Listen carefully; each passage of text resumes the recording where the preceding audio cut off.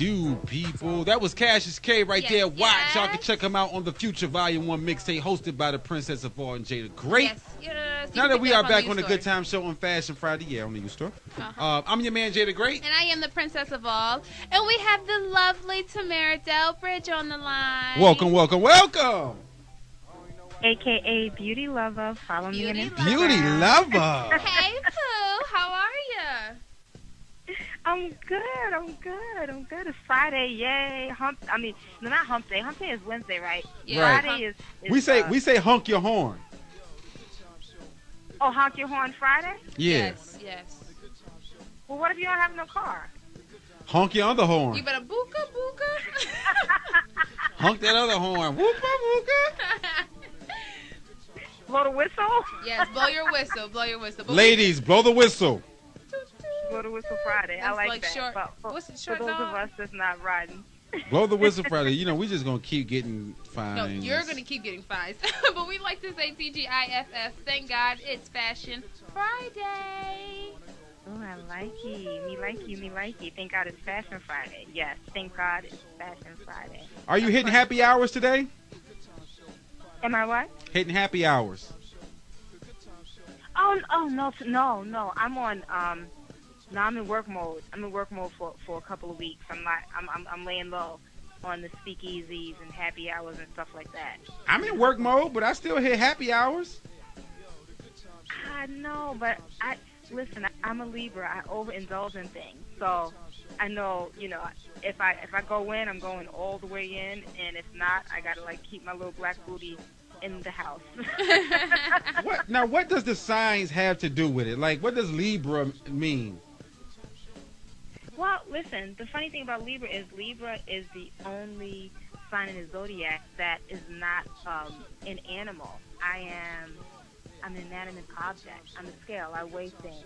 It's I weigh the good and the bad. I'm always trying to find both sides of the story. I try to be fair, the scales of justice.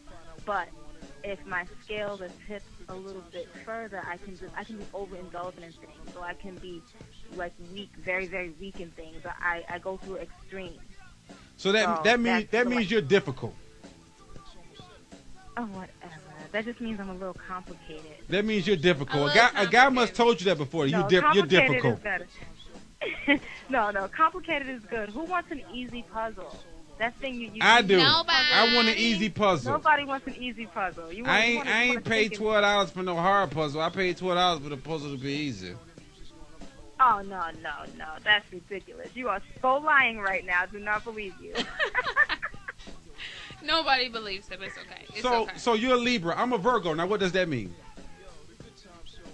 Well, Virgos are very organized. And the funny thing is, well, that's what it is. I am. Don't front, Princess. They're very smart. Hey! And they're driven. Why are you boosting his ego right now? They have a dark side. Huh? They have a dark side, though. They have a dark side. I got a dark side? Their dark side is crazy. It's crazy. If you run into a bad Virgo, then you will get a Jekyll and Hyde. What? Hold on. Wait a minute. Hold up. Wait. Okay, wait a minute. She don't know what she done got herself into. You just intrigued. You just intrigued me on my sign. Cause see, I don't get into the signs. I don't know nothing about zodiacs. So what is a Virgo again? Well, okay. I forgot what the symbol of a Virgo is. However, just in my years of experience being around Virgos and reading up on them, because I usually end up dating Virgos, but it usually goes left because Virgos love. Okay, a Virgo man would be very attracted to a woman that he has to make. So if his woman is not if she's happy but not extremely happy with anything about her, he's the type of guy to go and fix it. Oh, you want bigger breasts? I got you. And he's feeling like he's creating the perfect thing. They love perfection, and they would really love to create this perfect idea of whatever their idea of perfection is. They will create that. And that's what I know. So they are attracted to strong women, but there has to be some weakness that they have to come in and fix. Wow. Project. Yeah, it's very interesting. But the funny thing about it is too, their dark side is they have addictive qualities, and it could be any type of addiction. It could be a sexual addiction. It could be a drug addiction. It could be an addiction to clothes, retail addiction. That's their dark side. Their addictive qualities will most certainly, and I'm not an astrologer, but look at Michael Jackson. May he rest in peace. I believe Nas is a Virgo. Their addictive qualities could undermine their brilliance. And we gotta get you on here to do zodiac reading. I know. I want to find out mine now. No, I it's just something that interests me, but I don't really. I'm not some people may disagree with me, but I mean, many people will just think about the Virgos, think about I don't know. Now, Beyonce's a Virgo, so she's like the epitome of perfection. But we only know what we see. We don't know the real Beyonce. You know what I mean? So a Virgo is headstrong, structured, organized, dark side. Yes. Dark side, addictive, and the ability, like a Virgo man. For me, the best mate for a Virgo, honestly, is an Aries, because an Aries woman they need people to tell them what they do, to tell them what to do. What's the Aries? What birthday is the Aries? What begins the zodiac, and Aries is in April. April? That's the first sign. Yeah, April. So, yeah, that's the only woman that will be able to tell you, no, you're not going to do that. It's not going this way, and you'll be like, yes, ma'am. And happily say yes. I beg to differ. Why do you beg to differ? I just do.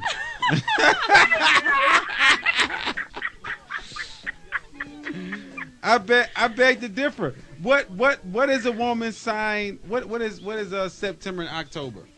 Scorpio. Well, that's Virgo and Libra. Libra or Scorpio?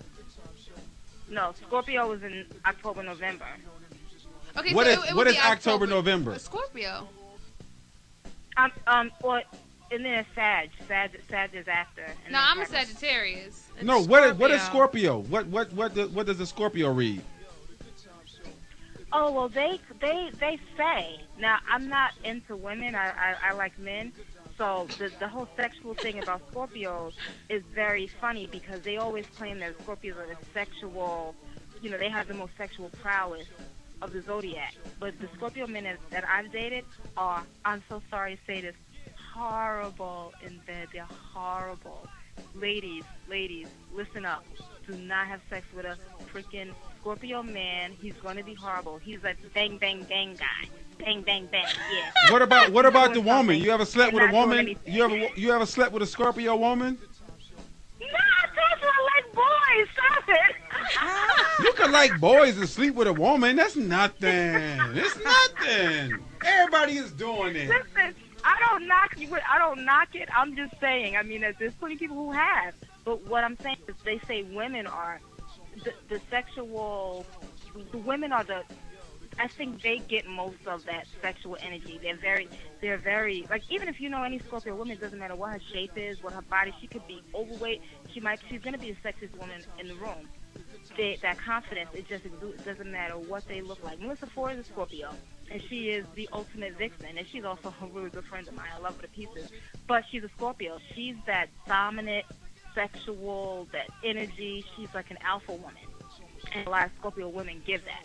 And even if they're docile, they give you something that you are intrigued by them in a sexual way. And really? They know that they need that power. But the men, on the other hand, they could be a little bit on the effeminate side sometimes, if you just wonder. And then, this whole thing in the whole bedroom, you think you're going to have a great time, and you're just like, what just happened? What? Now, do Virgos and Scorpios blend well? Virgos and Scorpios blend well because Scorpio women, a lot of Scorpio women have insecurities that you would never know. and they would really benefit from a Virgo man, because if they do have insecurities with body image or whatever, that Virgo man will just be like, what, baby, you want new teeth? That's the problem? We'll get you some new teeth. How much they cost? $32,000? I got you. New breasts? What? They're not big enough? We'll make them bigger. You want booty? I'll get it injected. That's the guy that they need. But they will walk all over that guy, and Scorpio women don't like men that they can dominate, but they will take advantage of a man that they can dominate, but they will not respect them. So they'll get the best of a Virgo man, and the Virgo man would adore. And, see, that's why I don't get off into the zodiac sign. There's so much. I mean, but no, you know why? Wait. Hold up. I want to know about mine now. Hold up. You know why I don't get off into the zodiac sign? Why? Because I don't think that every man can be broken down to a T, or every woman can be a T. Now, mind you, we on the air, so I'm not going to say why or how, but let's just say that I know a proven fact that, you know, some of the things are true and some of the things are way off. Okay. Well, the thing about it is, when you speak about sun signs and things like that, this is only the surface of a person. The sun is what the people give off. If everybody has multiple planets in their sign, and for the main things are the sun sign, what your rising sign is, and what your moon is, and then there are other aspects of the different planets that orbit when you were born that really creates an individual person. So no one person, no two Scorpios are alike, no two Libras are alike. Everybody's individual. The stars align at one point when you were born, which makes you special. And that is something that, you know, but there are similarities, and there are things that you can compare. And this has gotten interesting. I know, right? This has gotten. This is. Hey, listen, we got Tamara Delbridge on the line right now, makeup expert. Right now, Fashion Friday has turned into damn Zodiac moment. Like, listen, this has become so damn interesting. I am in here like, hold up, wait a minute. I feel like we should turn the music down, dim the lights, get some soulful music going on. Like, ooh, tell me what my sign is. Remember that song by Tyrese, Zodiac Sign? Yes. Yes. Ah, yes. He didn't mention Libra, though. Oh, now you saying yes. You can damn no, I do. Okay, no. Pause. No, pause. Tamara, okay, what's a Sagittarius? Crazy, deranged, cuckoo, a liar, nutball. Sagittarians are very smart, and I kind of think that they might be the smartest in the zodiac. Get the hell out of here. Get the hell out of here. Yes. Be the smartest in Scorpio, I mean, yeah. The Sagittarians that I've noticed, they have very quick and mean tongues where they have no fast filter, and that's a harsh thing to deal with. Sagittarius women will kind of most likely be the bisexual people in the zodiac. Yeah, I always said Princess had bisexual tendencies. I'm so serious. Know. Like, I don't know if you do. no, look, I'm not joking. Like, I've always said Princess had bisexual tendencies. I'm not joking. I'm straight up serious.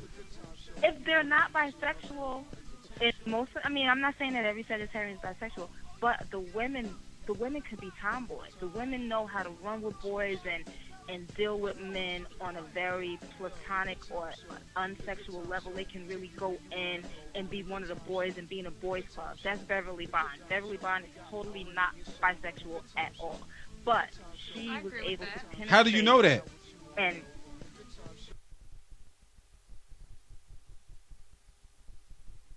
be in a boys club. That's Beverly Bond. Beverly Bond is totally not bisexual at all, but she was able to penetrate. How do you know that? And Beverly Bond is from Black Girls Rock, the founder. She is an amazing woman, but she knows how to play in that boys club. She got in there and DJ'd and was one of the most, she's one of the female DJs that broke through, and maybe she was the first one that really broke through and was taken seriously as a female DJ in a male-dominated world. So, what about MC Light? Well, I don't know what her sign is. I don't know her personally. Wait, she's not done with I don't know. Sagittarius? Sagittarius is. She said it. Sagittarius is bisexual. Beverly They are Bottom is not Sagittarius. You don't know what you want. You like both But of them. okay, No. You like sausage and not even that. and apple pie. He's so Okay, but ignorant. let me clarify. If they don't have to be bisexual, but they understand the opposite sex very well. And they're Sagittarius able to- like sausages and apple pie. No. Do pumpkin pie taste No. like? Do pumpkin pie taste Listen, like? Beep. I don't know. I ain't never had no pumpkin pie.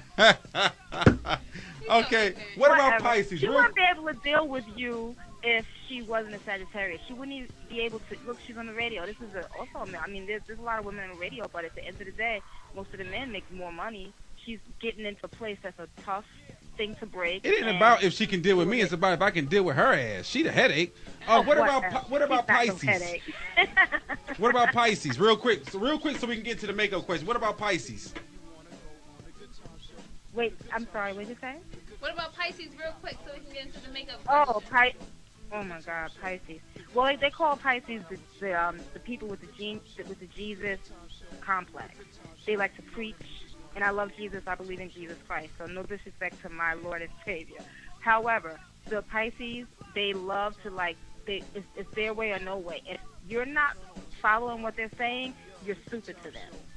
But they're also very funny and charismatic, and they light up a room. But there is another side of them that is very deviant. Yes. And that's all I will say. You guys are really quiet. This is kind of scary. I'm sorry. We'll not talk about astrology anymore. No, this is no more really astrology. interesting. Hey, let me tell you something. You've been holding out on us, okay? Can I tell you something? Yes. You've made Fashion Friday very interesting. You ever hold out like this again, we're going to have a problem. You are very, very smart. Makeup, sexiness, and style. But this right here was very intriguing. We got to figure out how to work in zodiac signs to makeup. Like, no, we can do like a different segment on a different day to where we can have Tamara no. Listen, like no, not me. Let's get an astrologer in. I love astrology. Get somebody in that does this. I think we should do like right now is the end of June. What's the sign for the end of June? We're going into Cancer. We're in Cancer right now. Okay, Cancers. What colors should they not wear? Are they mad or happy people? Cancers are very they're reclusive. They like being in their shell, but they're very fun. So they should wear bright, broadened colors to bring out their personality. Wow, you know what? Let me find out. Right. Do you see that Virgo was working? See? Yeah, he just worked that real quick. Hey. Jay the Greatest. And shout out to Blazer Duval. He's tuned in. He said, honk your horn Friday. So shout out to Blazer Duval, my guy right there. He's on the mixtape, man. It's a real true guy right there. And your shirts is on your way, man. They'll be there to you. He was like, man, I wanted to wear my shirt in the damn video. I said, man, it's coming. It is coming at you. We went through ground mail, so United States Postal Service, unfortunately, it's a little bit slow. Don't move as fast as we want, but it'll get there, buddy. It'll get there. We'll be on that Oprah money soon. We'll be able to do FedEx. Okay. I need to go ahead and order mine. I've been slacking. I got to. You ain't gonna order no damn shirt, girl. Quit lying. I am. I need to Instagram this. I need to get the long hair on Instagram it. You know what? I just pulled out I pulled out a throwback picture of me, you, and Melissa Ford. Remember that at my birthday party? Oh my God! What the heck did my hair look like? That's why she worried about what did my hair look like. Well, just know you better not make me mad, or I'll tweet that damn picture out. Don't tweet it out. I don't know to prove that. I don't know what is going on. I did to prove it. See, people don't know.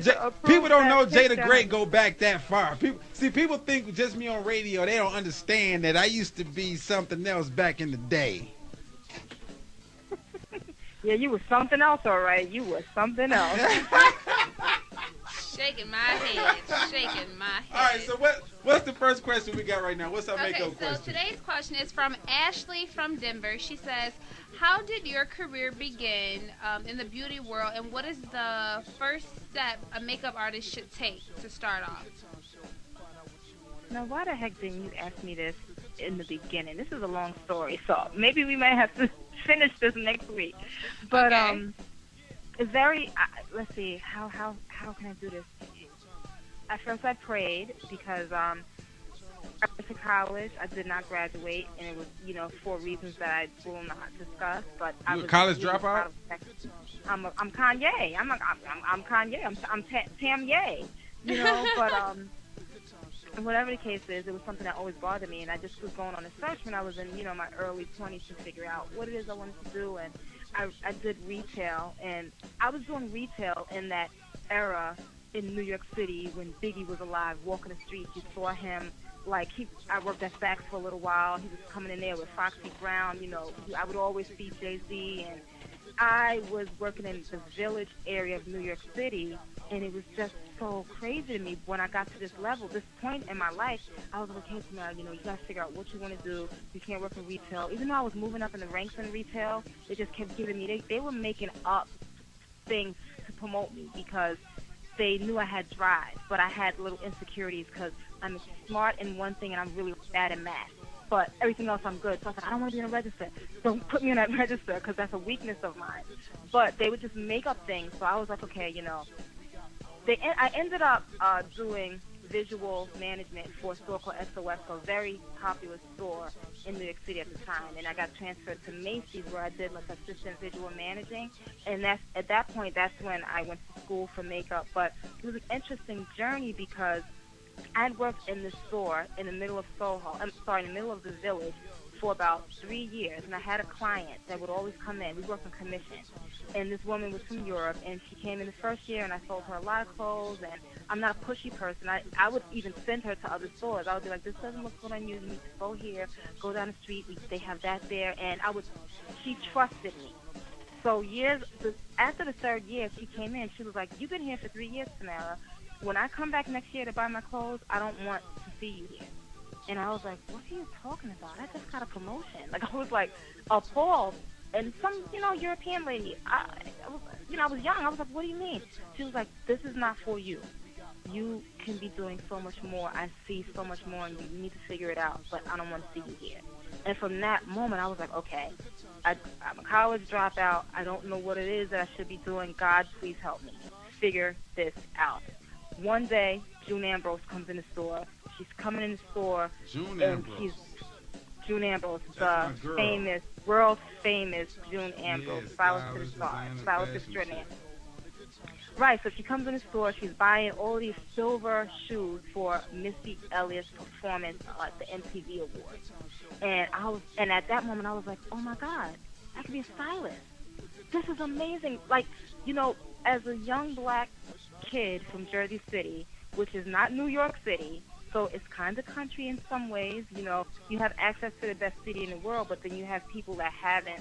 You're just not around people that know anything else except for what we know. We work at the post office, we're doctors, we're lawyers, we're police, but the creative side wasn't there for me. Once I started working in New York, and that's when I discovered this whole world, this whole creative world. So getting back to June, when I saw her, I was like, God, I've been asking what I can do, and I'm really good at styling people. I have a great fashion sense. Maybe I can become a stylist. So I went on this journey to become a stylist and ended up meeting a young woman who's still a friend of mine to this day. She had like this Half Plenty t-shirt on. Half Plenty was an independent film out in the 90s. And I just figured, I was like, no, you can't buy that t-shirt. You have to be in the film industry. So I said, hey, I want to be a stylist. I was so young and silly. I want to be a stylist. How do I do it? Just this random chick. And she was like, well, you have to network. So if you give me your discount, then I'll teach you how to network. So it's really funny how it started because I had worked previous to working in this store. I worked in Bloomingdale's, and I just randomly got a job at Fashion Fair. I could not do makeup. I don't even I barely wear makeup now. Didn't wear makeup then. But this lady thought that I was a great salesperson. I was working for a different company. And when that job closed, she gave me opportunity to be a makeup artist. And I was like, what the heck who's makeup?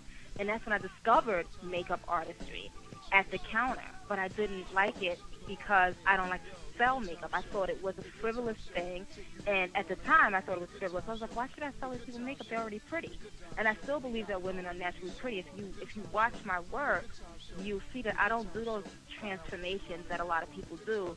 I work within the beauty that you have, and I just try to amplify it. That's my sensibility, my beauty sensibility, or the thought that I have when it comes to makeup. I don't believe in changing people unless they want it. But for the most part, people just want to look like themselves, just a little bit fancier. So whatever the case is, this girl Nicole Hill, she her name is Orthridge now. She's married, but at the time, Nicole Hill happened to work for a record label, and the record label was right next door to the store that I worked in.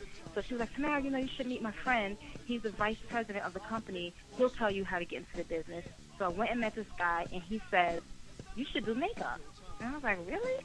And I was thinking, when I worked at the fashion fair, I didn't know how to do makeup. There was this wonderful makeup artist there that I just, wow, this girl is talented. If I ever got a chance, I would just learn how to do makeup.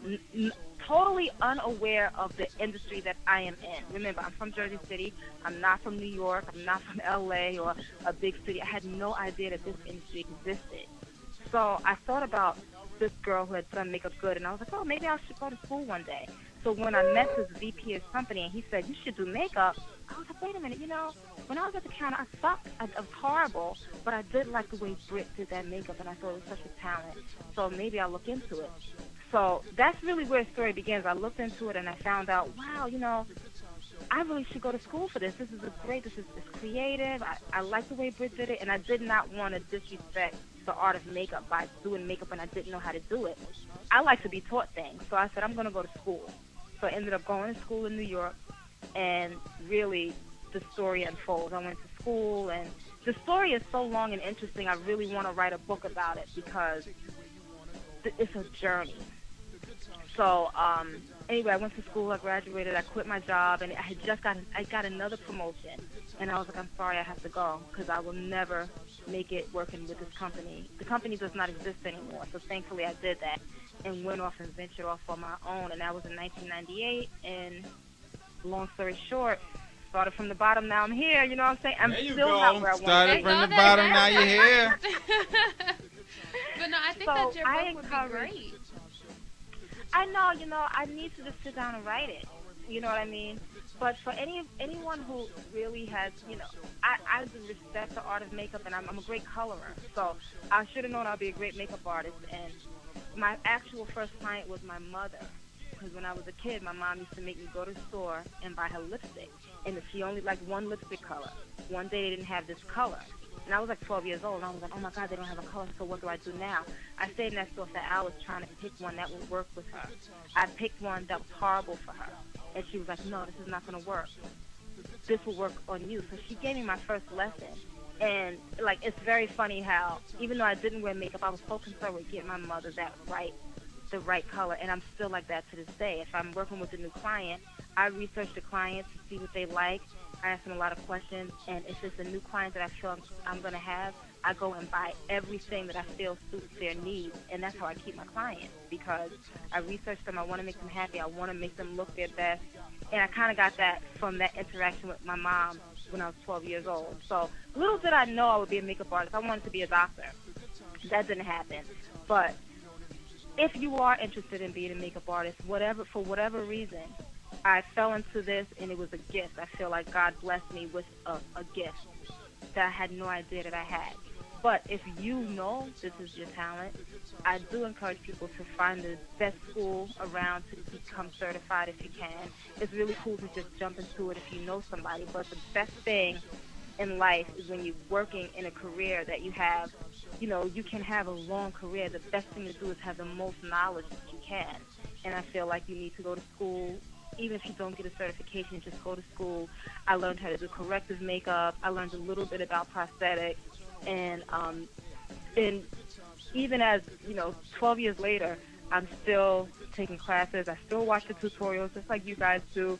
I stay on top of what the trends are. It's always learning. And I learn from my clients. I ask them what they do. What do you do with your face? I like what you did, and I take my spin on it. So it's just a beautiful career to have. It never gets tired. It's always new. It's always fresh.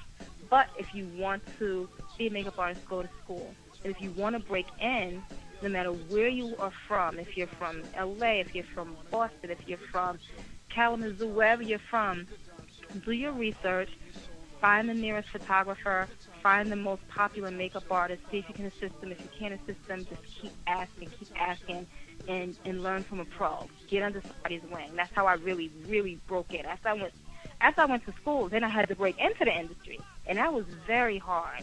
And I got blessed with that too. I broke in with this man named Daniel Green, and it was a blessing to even meet him.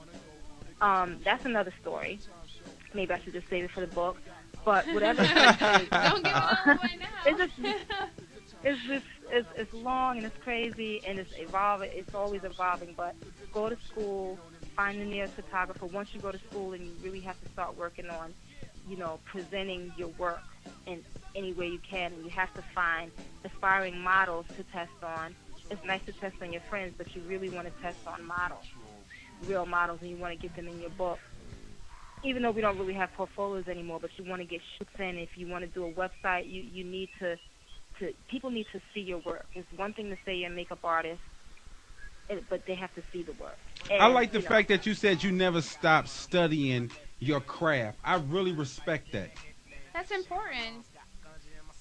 Well, I mean, if you think about anything, I mean, people may think, like I said, when I became a makeup artist, I didn't even think, I thought makeup was frivolous. I didn't think it was a necessity, so I never sold it. I'm a terrible salesperson. But, I do feel like it's a luxury thing. Makeup is a luxury, but anybody in any career, if it's a real career, everybody knows you have to continuously study. Whether you're a lawyer, they're always reading. They're going to get books when they get in the case.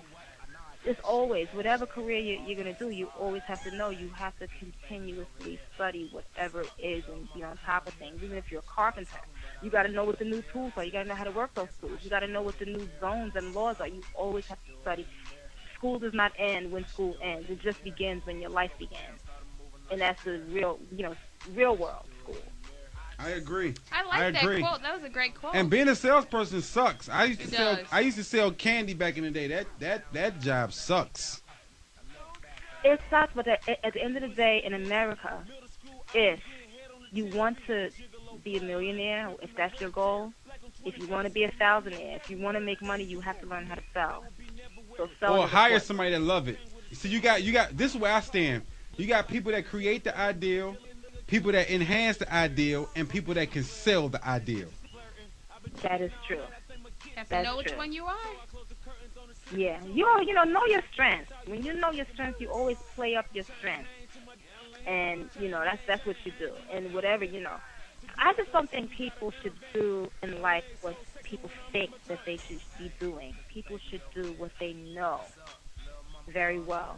And whatever that is, you'll be very happy and have a happy life. If you do what you know, you'll do it very well. Sometimes you have to travel different experiences to find out what you really want to do and what you love. Because so I've been in a lot of different fields, and I started off at DJing, and, I'm in radio right now. And through my journey, I found my love and my passion. Right. And it is a journey. Because it's like, you cannot just think, okay, I'm going to do this. I mean, there are a lot of people that went and got their degrees and they thought they were going to do that, lawyer or doctor, and they end up owning a bakery. Yeah. But that's their journey. That's their life. And maybe the degree didn't help them in that way, but in some way it helps because you still have to be, in order to be a business person, you have to have a certain knowledge in, different aspects of, whatever your field is. You just can't bake. You got to know how to sell those cakes. You got to know, the ratio of, you got to know geometry, whatever, the measurements and things like that. So it's all relevant. But the moral of my story is play up to your strengths. Know what you love. Don't let people tell you, you have to do A, B, C, or D. It's nobody's decision, not your parents, not your friends, not what you do. Look, my friends laughed at me. When I dropped out of school, and I didn't want to. It was a joke with my college friends. And, I remember one of my high school friends, before I became a makeup artist, she was my best friend in high school, so I was just very odd that she would say something like this to me. But I was very happy at the time in the job that I had. My company loved me, and they always gave me raises and different promotions. And it was so funny. I went from salesperson to initially from salesperson to floor manager. So I'm so excited about this floor management position. So I went to a wedding, and my so-called best friend was at the wedding, and she was like, "Oh, so what are you doing? What are you doing now?" I was like, "Oh, I'm a floor manager at XOXO." And she didn't look at me. She looked over to someone else who was standing there, and she was like, "Yeah, next year she'll be on Fries." And that's when the big bucks start rolling. And I was just like, wow. like, wow. You better than I was, 'cause I would have slapped her. Well, I was so like, oh my God, I did not see that coming. But At all. I didn't let it discourage me because I was happy at XOS. I was extremely happy. I was like, well, everything's not for everybody. I really like what I'm doing. But it did hurt my feelings, but I didn't let that distract me. I left XOXO not because she made a joke of me. I left XOXO because I knew I needed to do something else, and I didn't think I couldn't rise any further in a company because I didn't have a degree in fashion. So I was like, I don't have a degree in fashion. I cannot be a buyer. I need to go and figure out what I can do to give myself a limitless amount of money. Like, I can always make more. I give myself my own raises, and that's where I ended up. I fell into makeup artistry and love it, and I love it. It found me. Well, you are the best in what you do. That is true. That is true. We gotta either get you where we are, or we gotta come out there with you so you can sit in the studio with us and just kick it all day. But people, please make sure y'all get your questions in to her. She loves questions. She loves answering your questions. From my heart, you are the best in what you do. I love you. We love you so much, and we appreciate you for coming on every Friday. I thank you for just being a part of the show. Yes. I love being a part of this show. It's what I'm so happy to say that I am a part of this show.